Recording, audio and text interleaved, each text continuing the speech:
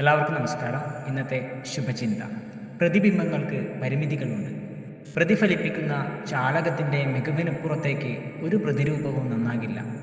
ജലം നിശ്ചലമാകണം, തെളിമയുള്ളതാകണം, കണ്ണാടി തകരാത്തതാകണം, ദൃഢതയുള്ളതാകണം. എങ്കിലേ പ്രതിരൂപം ആധികാരികമാകും. പല ബിംബങ്ങളും തകരുന്നത് അവയെ വഹിക്കുന്ന ചാലകങ്ങളുടെ കഴിവുകേട് കൊണ്ടാണ്. രൂപങ്ങളെയോ രൂപസാദൃശ്യങ്ങളെയോ പിന്തുടരരുത്. അവ ചിലപ്പോൾ പ്രച്ഛന്ന വേഷങ്ങൾ മാത്രമാണ്.